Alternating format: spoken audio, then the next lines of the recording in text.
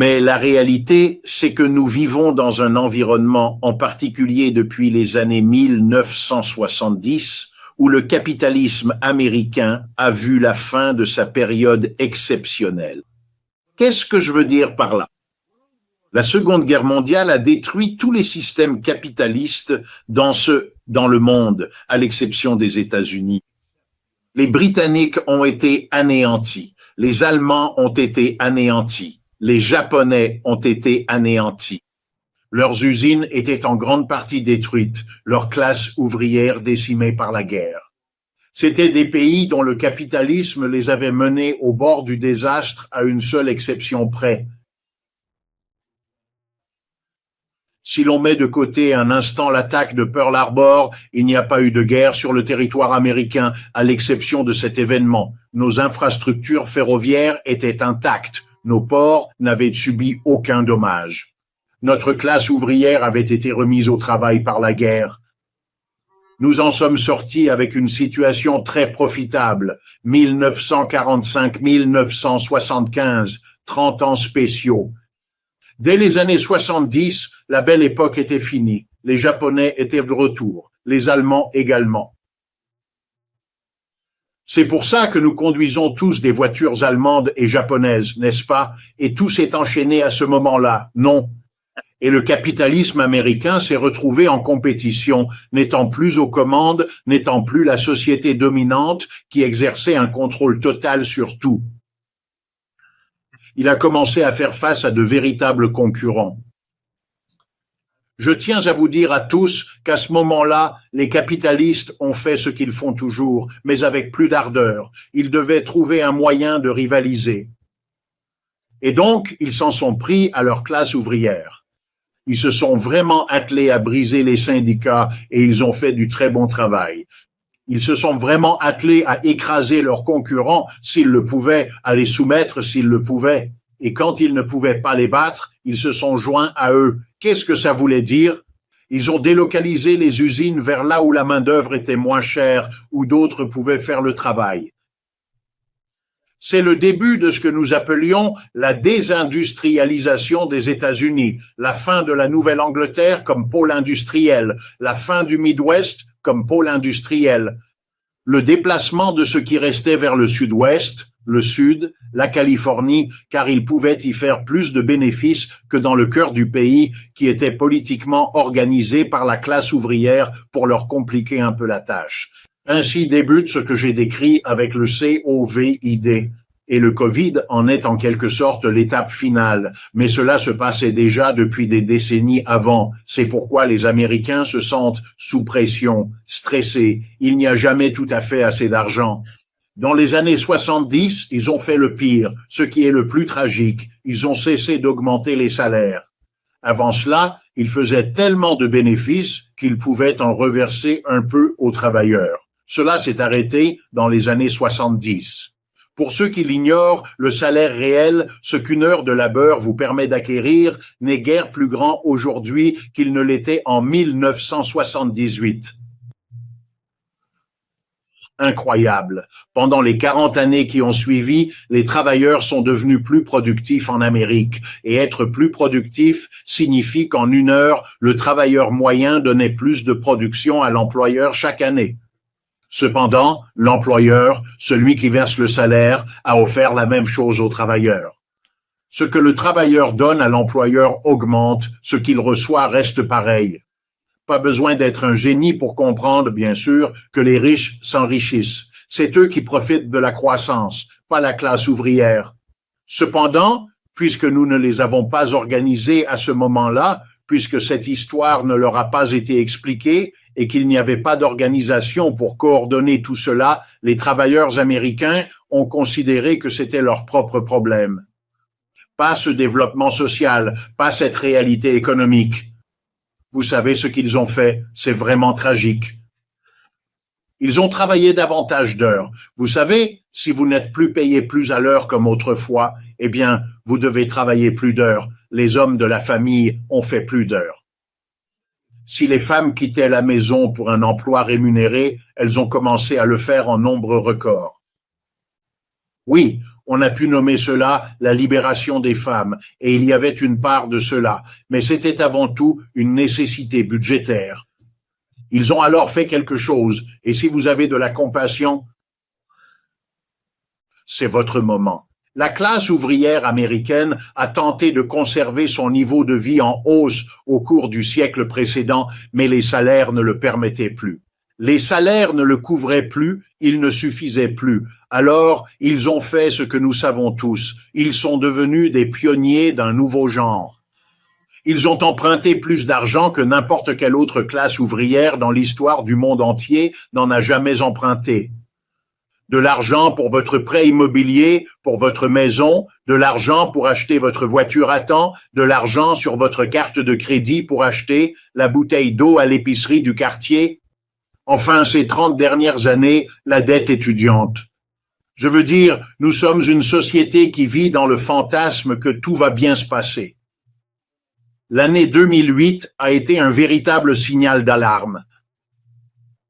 Ne pas travailler, ne pas pouvoir payer, la crise des prêts hypothécaires à risque et tout ce brouhaha, c'est la fin de cette période d'emprunts excessifs.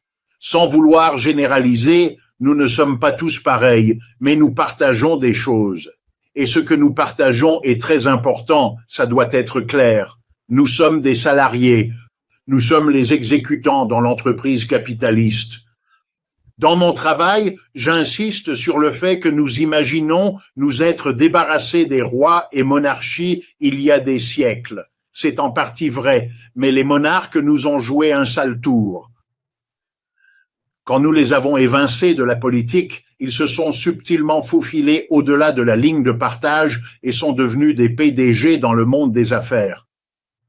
C'est simplement un roi sous une autre apparence. Nous sommes tous ces sujets dès l'entrée à l'usine, au bureau, au magasin. On nous dit où s'asseoir, quoi faire, comment, quand et combien de temps aller aux toilettes. Et en fin de compte, après avoir mis tout notre cerveau, tous nos muscles dans le travail, on nous dit de partir. Laissez tout ce que vous avez fait, rentrez chez vous, regardez la télé, buvez une bière, mangez une pizza et revenez demain pour tout recommencer. Ce sont eux les rois. Nous sommes les sujets, ils n'ont pas de compte à nous rendre, nous ne les contrôlons pas, ils ont le pouvoir de nous embaucher et de nous virer. Nous n'avons pas la situation inverse, rien dans tout cela n'est le moins du monde démocratique. Entre parenthèses, tout ça se passe dans un pays qui se dit démocratique, mais le lieu de travail ne l'a jamais été. On n'y a jamais permis la moindre démocratie, et si vous confrontiez un PDG aujourd'hui avec l'exigence démocratique que chaque personne dans l'entreprise ait une voix et qu'on décide à la majorité quoi, comment et où produire et quoi faire des bénéfices que nous avons tous contribué à générer, il nous virerait. Et ça mettrait fin à cette conversation très rapidement. Donc, pour ma part, je suis très optimiste. Nous n'avons pas bien agi. Je suis critique, mais optimiste. Nous pouvons faire ce que les gens de tous les autres systèmes ont fait. Nous pourrions nous rassembler et déterminer, tout en respectant ce qui nous distingue, comment parvenir à une unité suffisamment solide pour opérer une transition vers un système qui serait plus bénéfique pour chacun de nous. Et moi, personnellement, je suis juste impatient que nous n'ayons pas avancé plus que ça sur ce projet. Si nous voulons changer la société dans laquelle nous vivons d'une manière nouvelle et progressiste, alors nous devons comprendre à quoi nous avons affaire. Et cela exige de nous de faire un état des lieux de la situation que nous nous proposons de transformer. Ainsi, je soutiendrai que la façon dont je perçois les choses est que, en fonction de ce que vous cherchez à comprendre ou à changer, cela influencera la manière dont vous définirez l'objet avec lequel vous travaillez. C'est un peu comme si je peux utiliser une métaphore, un sculpteur. Un homme ou une femme qui crée des formes à partir de l'univers physique.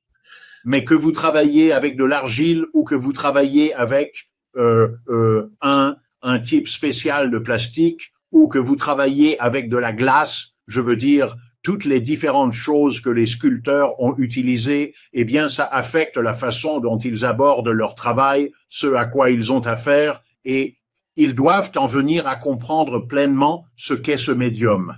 Et je pense que nous devons faire de même, et nous devons être flexibles. J'apprécie votre idée de vous baser sur la perception que votre public a de la classe ouvrière, car il n'y a pas de bonne ou de mauvaise façon de la concevoir. Il y en a plein de différentes et il faut faire face à cela. Donc, avec tout ce contexte, laissez-moi vous donner la réponse que je donne. Pour nombre des objectifs que je me suis fixés en tant qu'analyste et militant, je divise la société capitaliste ici aux États-Unis ou même à l'échelle mondiale, en deux classes pour commencer cette discussion. L'une d'entre elles représente la classe des employeurs, tandis que l'autre est la classe des employés. Pour ma part, je suis issu d'une étude historique et j'adhère à la tradition marxiste. Je ne le conteste pas du tout et je ne feins pas d'être autre chose. Ce n'est pas la seule tradition dont j'ai tiré des enseignements, mais c'en est une, et je ne vais pas la désavouer, pas plus que je ne laisserai toutes sortes d'autres idées de droite pénétrer mon esprit. D'accord, voici la notion. Le système esclavagiste avait deux positions clés, le maître et l'esclave. Cela ne veut pas dire que tous les maîtres étaient pareils, ni que tous les esclaves étaient identiques. Ça ne veut pas dire qu'il n'y avait pas de division parmi les esclaves, il y en a toujours eu, de même chez les maîtres. Mais pour certains objectifs clés de compréhension, j'établis une distinction entre le maître et l'esclave. Puis, je la mets en parallèle avec le féodalisme, où je retrouve le seigneur et le serf. Ensuite, en abordant le capitalisme, j'y discerne l'employeur et l'employé. La raison pour laquelle je l'ai abordé ainsi est qu'il y a quelque chose d'assez fondamental, non pas plus ou moins important, mais de très fondamental dans cette société.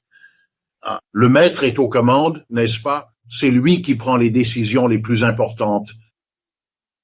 Il dirige la plantation, il dirige l'entreprise, il dirige tout ce que vous voulez appeler cela.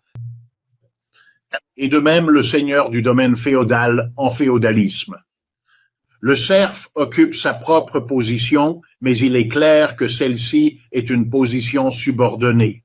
Et ce fut l'une des grandes intuitions de Marx de constater que le capitalisme n'avait pas, contrairement à ce qu'il croyait, rompu avec ses anciens systèmes de manière aussi complète qu'il l'avait imaginé. Il s'en est détaché de plusieurs façons, mais a reproduit la scission entre deux positions fondamentales. D'un côté, une très petite minorité dirige les opérations et de l'autre, une très large majorité étant soit des esclaves, soit des serfs. Ou si vous préférez, des employés au sein de la catégorie des employés. Par exemple, et c'est ce que ma façon de voir les choses met en lumière, c'est la différence entre ceux qui, et, pour user du langage marxien, produisent un surplus. Tous ceux qui fabriquent logiciels, chaises, hamburgers, cornets de glace, chemises, blouses, tout. Il y a des gens qui travaillent à transformer la nature, comme le bois, et ainsi de suite, en utilisant des outils, par exemple des marteaux et des clous, pour obtenir un produit fini, tel qu'une chaise ou une table. Prenons cela comme exemple. Et ces individus, selon la théorie marxiste, accomplissent le labeur qui génère la vaste majorité des biens et services, à l'image des esclaves ou des serfs. Et ils produisent toujours, c'est l'un des grands points de Marx, ils produisent toujours plus de ces choses, les biens et services, que ce qu'ils ne consomment personnellement. En d'autres termes, oui, ils fabriquent des chaises et ils s'assoient sur des chaises. Mais si vous additionnez toutes les chaises que tous les fabricants de chaises produisent avec toutes les chaises sur lesquelles la classe ouvrière s'assoit, il y a plus de chaises, il y a plus de valeur que ce que les travailleurs consomment. Et qu'est-ce que ce surplus?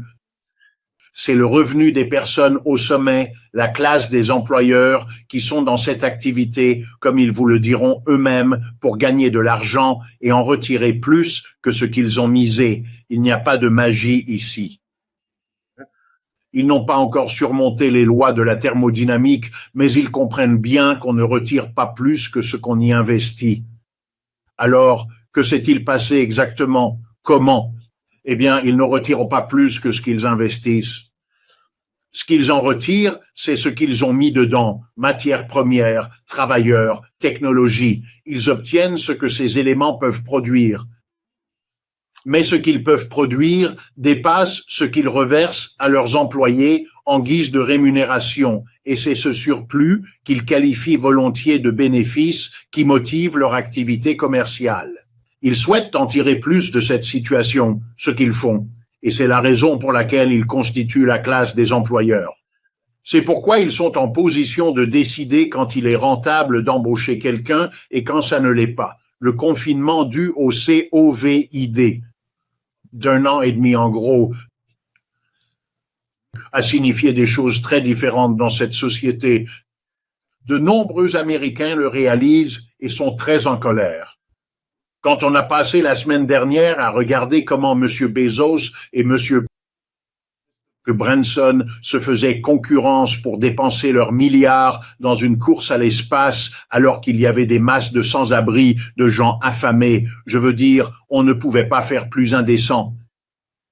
Mais allons plus loin. Au cours de ces 18 derniers mois, regardons un peu. Les riches sont devenus plus riches. Vous connaissez tous les chiffres. Si vous prenez les 600 milliardaires aux États-Unis et que vous additionnez leur fortune, ça se chiffre en milliers de milliards et ils ont gagné presque 1000 milliards de plus ces 18 derniers mois. Pendant ce temps, 82. C'est le dernier chiffre que j'ai. 82 millions de travailleurs américains ont dû s'inscrire au chômage à un moment donné au cours des 18 derniers mois. Certains n'ont été au chômage que quelques semaines, d'autres l'ont été tout le temps. Mais cela représente plus de la moitié de la population active des États-Unis. C'est une statistique absolument stupéfiante, plus d'un individu sur 2 aux États-Unis. La main-d'œuvre américaine compte environ 160 millions. Eh bien, si 82 millions ont dû aller au chômage pendant un certain temps, c'est plus d'1 sur 2. Quoi? Quand on est sans emploi, l'estime de soi diminue, les revenus chutent, on épuise toutes les économies que l'on a pu avoir, on s'appuie sur ses amis, sa famille, de manière qu'ils ne peuvent tolérer, car ils ont bien leurs propres problèmes en ce moment, ce qui signifie alcoolisme, violence conjugale, divorce. Toutes ces choses, des maux physiques et des troubles mentaux. Nous avons soumis notre classe ouvrière à une charge ahurissante,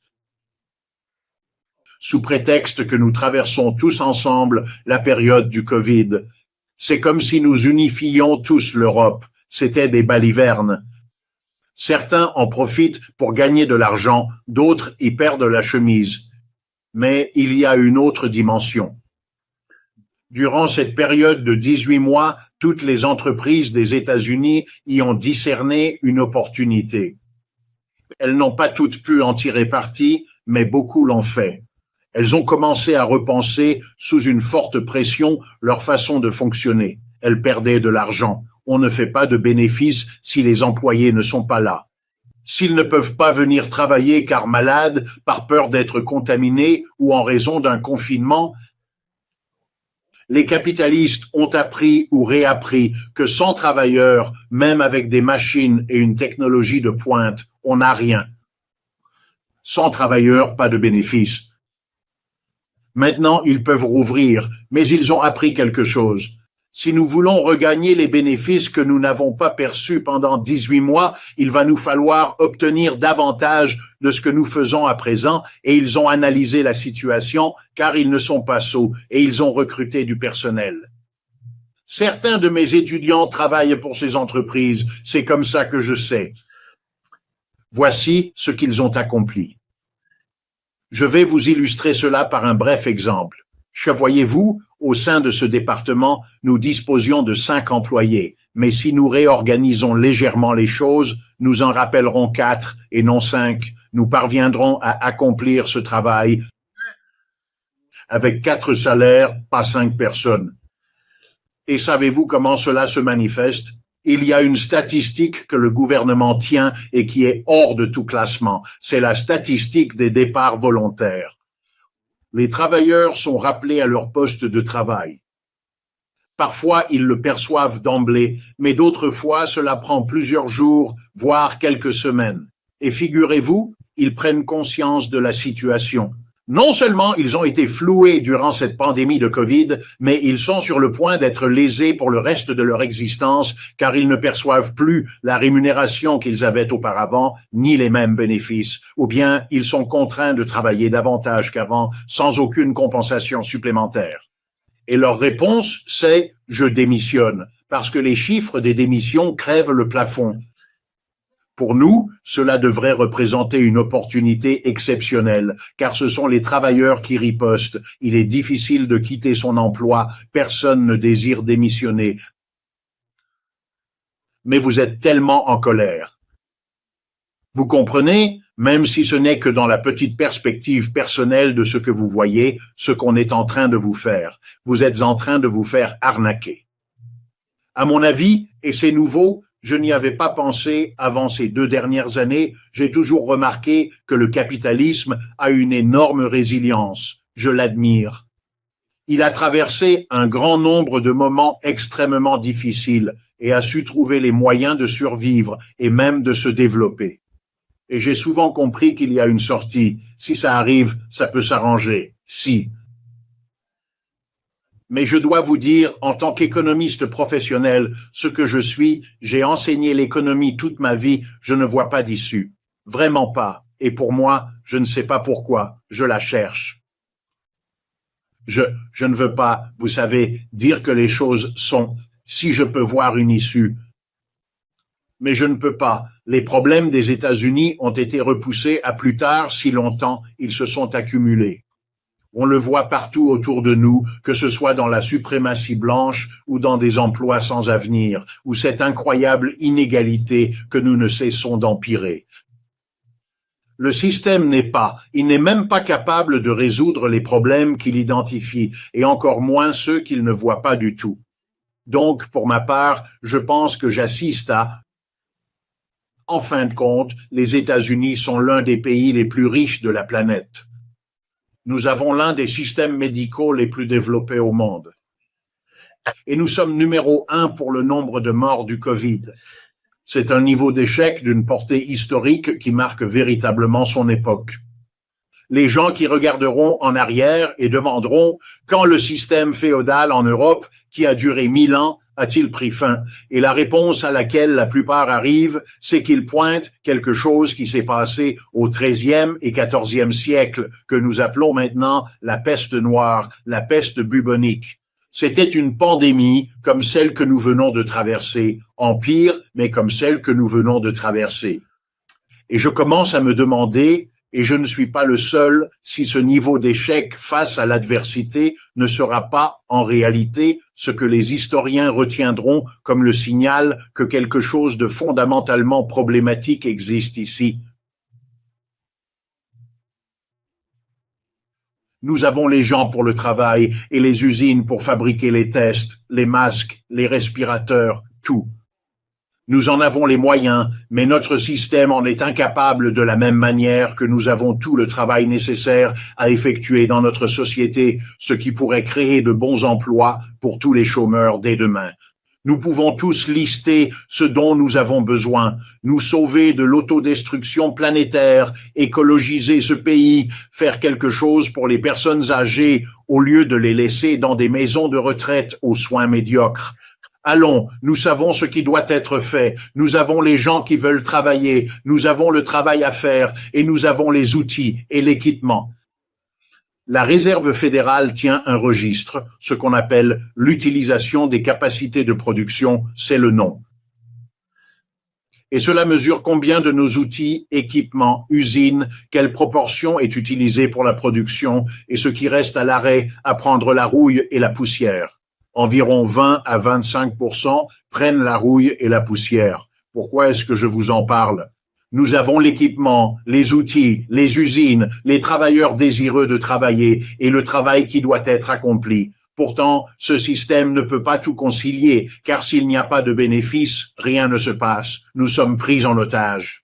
Les vieux lieux communs prennent un nouvel éclat, une urgence renouvelée, un écho neuf dans les pensées et les émotions des individus à mesure que nous progressons, à mesure que nous avançons. Rappelons-nous que la raison pour laquelle nous importons des milliards et des milliards de biens de la Chine, du Vietnam ou de n'importe quel autre pays est que, de manière écrasante, les entreprises américaines ont fermé leurs exploitations aux États-Unis et les y ont déplacées. On disait en général qu'environ 50% de ce qui vient de Chine provient de la filiale d'une société américaine. Si vous ajoutez les partenariats, le chiffre est encore plus grand. Qui font ça? C'est de cette manière que le système capitaliste a fait plus de profit. Il ne pourra pas s'en remettre. Tout ce qu'il entreprend est fondé sur cela. Ils ne reviendront pas en arrière. Par exemple, chacun des 6 derniers présidents a promis « Je vais ramener l'industrie manufacturière ». Tous ont menti. Ils ont menti, incapables de le faire, et n'auraient pas dû le prétendre. Biden, d'ailleurs, perpétue cette tradition, cette stupide tradition. Il y a une bonne raison. Le système s'ajuste au niveau de bénéfices qu'il a généré.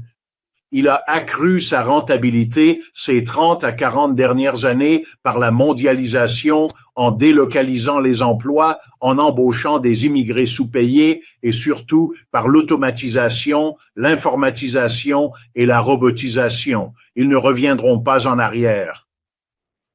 Ils en sont incapables. Leurs institutions, leurs finances, tout en dépend. Pourquoi dis-je cela? Car ils s'apprêtent à...